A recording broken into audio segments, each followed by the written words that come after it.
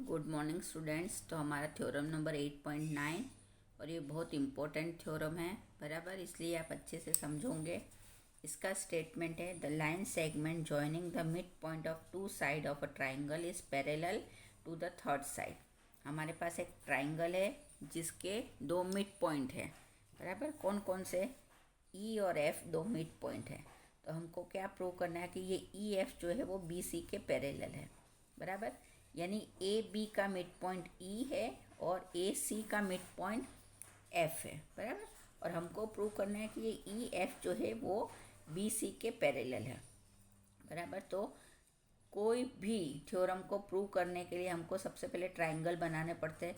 तो देखो अभी ये देखो, तो हमारे पास सिर्फ एक ही ट्राइंगल है बराबर। तो हमको पहले तो ट्राइंगल बनाने पड़ेंगे, यानी हमको इसमें कंस्ट्रक्शन करना पड़ेगा। तो हम सबसे पहले कंस्ट्रक्शन शुरू करेंगे बराबर। देखो मैंने यहाँ आपके लिए करके रखा है ना, ये ऐसा। और आपको इसमें समझ में ना आए तो मैं अगेन यहाँ पे बता देती हूँ कि देखो ये हमारा ट्राइंगल है ए बी सी बराबर। ए बी सी हमारा ट्राइंगल है, इसके मिड पॉइंट है ई और एफ। फिर मैं सी से एक लाइन कहाँ तक ले जाती हूँ? ए तक बराबर। और एफ को जो है वो डी तक बढ़ाती हूँ बराबर। जिससे क्या हुआ कि E F equal to F D हुआ बराबर। और देखो आपको यहाँ क्या दिखा कि ये एक ट्राइंगल और ये दूसरा ट्राइंगल है ना। ये एक ट्राइंगल बन रहा है और ये दूसरा ट्राइंगल बन रहा है। ट्राइंगल ए ई एफ और ट्राइंगल सी एफ डी, दो ट्राइंगल हमारे पास बन रहे हैं बराबर। तो अब जो है हम हमारा थ्योरम शुरू करेंगे। अभी आपको ये भी पता है कि दो ट्राइंगल हमारे पास है, तो हम कैसे करेंगे भाई कि हम साइड रूल से भी प्रूव कर सकते हैं, एंगल साइड एंगल से भी प्रूव कर सकते हैं।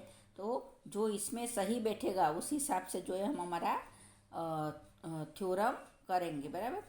अब देखो अभी आपको मैं बता दूं कि ए एफ जो है वो एफ सी के बराबर होगा बराबर। एफ इसका मिडिल पॉइंट है, तो ए सी का मिडिल पॉइंट एफ है। तो एफ जो है वो ए को भी बराबर हिस्से में बांटेगा और वो सी को भी बराबर हिस्से में बांटेगा। तो हम बोल सकते हैं कि एफ ए इक्वल है एफ सी के बराबर। ये हाफ हाफ दोनों इक्वल है बराबर। अब इसमें देखो यहाँ पर जो एंगल बनेगा और यहाँ पर जो एंगल बनेगा वो भी इक्वल होगा। कैसे? कि वर्टिकली अपोजिट एंगल बराबर ना। आपने चैप्टर नंबर 6 में पढ़ा होगा बराबर ना।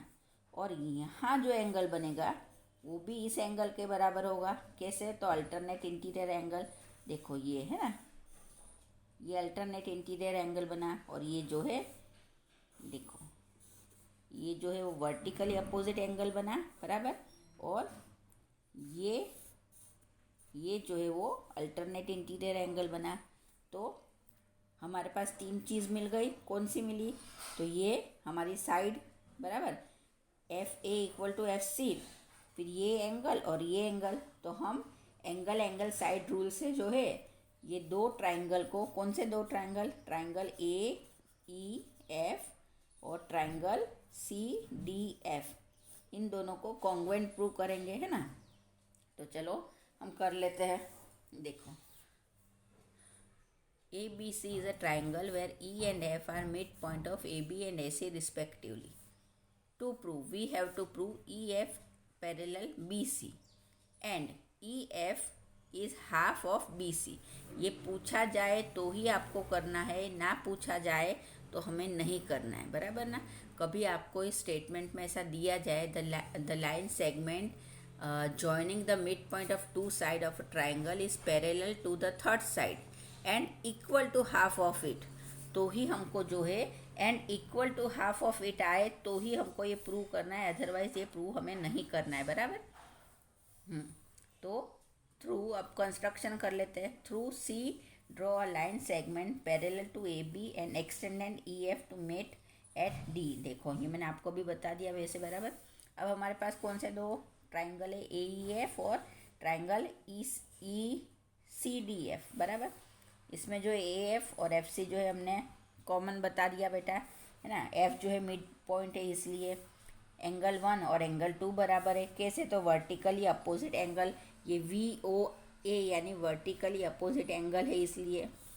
और एंगल 3 और एंगल 4 जो है वो अल्टरनेट इंटीरियर एंगल है ना, ये अल्टरनेट इंटीरियर एंगल का शॉर्ट फॉर्म है। तो इन तीन चीज़ों के हिसाब से जो है हमने ट्राइंगल AEF को कॉन्ग्रुएंस प्रूव करा ट्राइंगल CDF के, बराबर। और by CPCT rule, CPCT rule से हमने क्या करा कि हमने ये बताया कि AE जो है वो CD के इक्वल है, यानी ये साइड जो है इस साइड के इक्वल है, ये हमने प्रूव कर दिया, बराबर। या EF जो है वो FD के इक्वल है, बराबर। दोनों ही बात सही है। AE जो है वो CD के इक्वल है और EF जो है वो FD के इक्वल है, बराबर। तो हमको जो है यहाँ by CPCT rule A equal to CD, इसको हम इक्वेशन 1 नाम दे देते हैं। और यहाँ पर हमको क्या पता है कि AE equal to EB, E is the mid point of AB, बराबर ना। AB का मिड पॉइंट E है, इसलिए हमने ये सब करा है, बराबर ना। तो इक्वेशन 1 और इक्वेशन 2 के हिसाब से CD जो है वो EB के इक्वल है ना। तो CD जो है वो EB के इक्वल होगा। देखो ये CD ये किसके इक्वल हुआ? EB के, बराबर ना। तो ये साइड जो इक्वल है वो इस साइड के इक्वल बता दी। कैसे बता दी हमने कि हमने पहले इन दोनों को इक्वल बताया, फिर हमने इसको और इसको इक्वल बताया। तो इन दोनों के हिसाब से हम ऐसा बोल सकते हैं कि EB जो है वो CD के इक्वल है, बराबर ना। तो अब नाउ इन क्वाड्रिलेटरल BEDC, देखो अब ये हमारा BEDC ये क्वाड्रिलेटरल है। तो इसमें हम बोल सकते हैं कि CD जो है वो EB के पैरेलल है, तो CD इक्वल टू BEB, बराबर ना। तो ये बात हम इजीली प्रूव कर सकते हैं। तो now in quadrilateral BEDC CD parallel EB plus CD equal to EB, है ना। तो इससे जो है हमारा थ्योरम प्रूव हो जाता है। आपको पता हो, आपको थ्योरम के स्टेटमेंट पता हो तो आपको पता पड़ेगी कि thus if one pair of opposite side is equal and parallel hence it is a parallelogram, बराबर। हमने आगे के थ्योरम करे थे उसमें मैंने आपको ये बात बताई थी। ये हमारा स्टेटमेंट था कि किसी भी पैरेललोग्राम के हम एक पेयर का अपोजिट साइड जो है वो इक्वल बता देते हैं तो हमको ये प्रूव हो जाता है कि ये एक पैरेललोग्राम है, बराबर ना। तो हमने यहाँ इन दोनों को पैरेलल बता दिया, तो हम इजीली जो है ये बात बोल सकते हैं कि BEDC जो है वो एक पैरेललोग्राम है, बराबर ना। तो ये जो है since opposite side of parallelogram are parallel, बराबर ना। तो so ED parallel BC, that is EF parallel BC। तो ये जो है हैंस प्रूव हो गया, बराबर है ना। देखो आपको ये इसमें अच्छे से समझ में आएगा। ये हमारा एक पैरेललोग्राम बन रहा है, बराबर ना, EB और DC। तो इसमें हमने इसको और इसको दोनों को पैरेलल बता दिया। तो इजीली जब हम एक अपोजिट साइड को पैरेलल बता देते हैं तो हम ये प्रूव कर सकते हैं कि ये एक पैरेललोग्राम है। तो जब हमने इसको पैरेलल बता दिया तो हम BEDC को एक पैरेललोग्राम बता सकते हैं। तो इससे जो है हमारा थ्योरम हमारा पूरा हो जाता है, बराबर ना। और ये इसका पूछा जाए आपसे एग्ज़ाम में कि EF equal to half BC, तो देखो इसका सॉल्यूशन मैंने आपके लिए करके रखा है कि ED इक्वल टू BC, बराबर। तो EF plus FD equal to BC। अब ये कंस्ट्रक्शन में आप देखोगे तो आपको पता पड़ जाएगी EF प्लस EF। क्यों है EF प्लस EF? ये FD जो है वो ये FD जो है वो FE के बराबर ही है। तो हमने यहाँ FD ना लिख कर EF लिख दिया। तो EF plus EF equal to BC, बराबर ना। देखो मैं आपको बता दूँ, ये रहा हमारे पास कंस्ट्रक्शन। तो हमने ED जो है वो BC के बराबर है ऐसा बोला। अब हमको पता है कि ये जो है हाफ पार्ट में डिवाइड हो रहा है, तो EF प्लस FD ये दोनों किसके बराबर है? तो ये दोनों BC के बराबर है, बराबर ना। EF plus FD equal to BC, बराबर। अब ये पोर्शन और ये पोर्शन दोनों सेम ही है, तो हम ऐसा लिख सकते हैं कि EF plus EF equal to BC। तो हमारे पास 2EF आया इक्वल टू BC। अब जो है हम हमारा डिवीज़न मेथड करेंगे तो EF प्लस हाफ BC जो है वो हमारा आ जाता है। तो ये हैंड्स प्रूव हो जाता है। तो ये थ्योरम जो है एकदम इजी है, आपको एकदम इजीली समझ में आ जाएगा। कुछ इसमें ज़्यादा आपको टेंशन लेने वाली बात नहीं है बेटा। स्टेटमेंट याद रखो, और ये बहुत इम्पोर्टेंट थ्योरम है, IMP थ्योरम है, इसलिए आपको ये अच्छे से समझ में आना चाहिए। आपको क्या दिया है यहाँ पर कि एक ट्राइंगल दिया है ABCD, जिसके मिड पॉइंट है E और F, और आपको क्या बताना कि EF पैरेलल है BC के, बराबर ना। तो इसके लिए हमको कंस्ट्रक्शन करना पड़ेगा।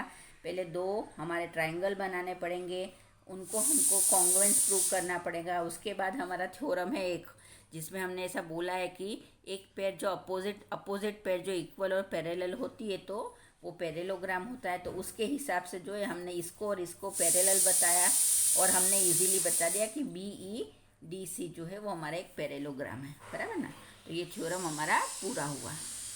अब ये चैप्टर नंबर 8 क्वाड्रिलेटरल का लास्ट थ्योरम, बराबर, थ्योरम नंबर 8.10। तो इसका स्टेटमेंट है the line drawn through the mid point of one side of a triangle parallel to another side bisect the third side, बराबर। तो इसके लिए भी हम अगेन कंस्ट्रक्शन करेंगे, सेम जो हमने 8.9 में करा है वैसे ही हमको ये थ्योरम भी समझाना है, बराबर ना। तो देखो हम जो है यहाँ पर कंस्ट्रक्शन करा हुआ है, बराबर। ये आपको दिखाने के लिए कर रही हूँ, मैंने भी कंस्ट्रक्शन करा हुआ है, देखो, है ना। तो इसमें जो है ABC जो है हमारे पास एक ट्राइंगल है जिसके मिड पॉइंट क्या है E, बराबर। E उसका मिड पॉइंट है। तो हमने क्या करा भाई कि अगेन जो है हमारा बना दिया दो ट्राइंगल, है ना, और हम जो है प्रूव करेंगे। तो हमने, चलो स्टार्ट करते हैं। ट्राइंगल ABC जिसमें E is the mid point of AB and AB का मिड पॉइंट E है, और EG जो है वो पैरेलल है BC के पैरेलल है, बराबर ना। तो proof F is the mid point of AC का मिड पॉइंट क्या है F। तो यहाँ पर AF और CF दोनों इक्वल है, बराबर। हमने कंस्ट्रक्शन क्या करा कि CG को जो है वो उस तरह से बढ़ाया, ये पैरेलल हो गई BE के पैरेलल, बराबर ना।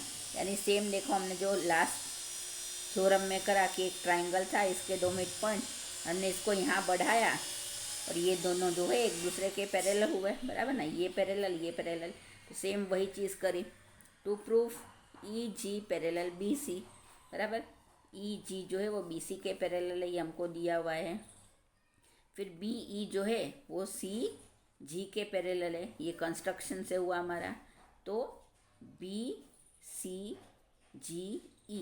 एक पैरेलोग्राम है, बराबर, जहाँ पर BE जो है वो CG के बराबर है और AE जो है वो BE के बराबर है, बराबर। तो ये दो चीज़ हमने बताई। तो हम CG जो है उसको AE के बराबर बता सकते हैं, बराबर ना।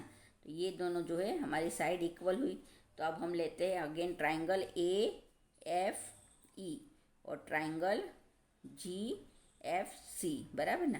तो इसमें ये दो जो है वर्टिकली अपोजिट एंगल बनेंगे, ये अल्टरनेट इंटीरियर एंगल बनेंगे, और ये जो हमारी साइड है वो इक्वल होगी, बराबर। तो इससे जो है हम प्रूव कर लेंगे कि हमारा थ्योरम प्रूव हो जाता है, बराबर ना।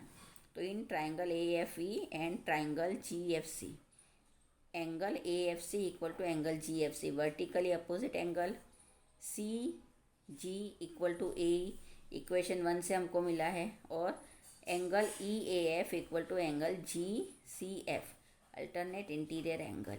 तो बराबर, तो इससे जो है हमारे ये ट्राइंगल कॉन्ग्रुएंट प्रूव हो जाते हैं। AFE triangle AFE congruence triangle GFC, बराबर, जहाँ पर AF इक्वल टू CF, है ना। जहाँ पर AF है वो CF के इक्वल है, बराबर। तो F is the mid point of AC। तो ये थ्योरम हमारा यहाँ पूरा हो जाता है, बराबर ना। और अभी मैं बता दूँ ये थ्योरम नंबर 9 जो है बेटा, इसको ये स्टेटमेंट ना देकर सीधा आपको ऐसा भी बोल देंगे कि प्रूव मिड पॉइंट थ्योरम, बराबर। मिड पॉइंट थ्योरम भी इसको बोला जाता है। तो एग्ज़ाम में कभी आपको इस तरह से भी पूछ लेते हैं कि प्रूव मिड पॉइंट थ्योरम, तो आपको याद होना चाहिए कि मिड पॉइंट थ्योरम वो जो है वो 8.9 है, बराबर। तो इसी के साथ हमारी क्वाड्रिलेटरल चैप्टर के सारे थ्योरम फिनिश हुए और अब हमको इसकी एक्सरसाइज करना है, पर वो तो जो है हम आफ्टर दिवाली करेंगे। तो हमारे मिड पॉइंट थ्योरम यहाँ पूरा हुआ, थ्योरम नंबर 8.10 पूरा हुआ और इसी के साथ सारे के सारे थ्योरम भी यहाँ पूरे हो जाते हैं।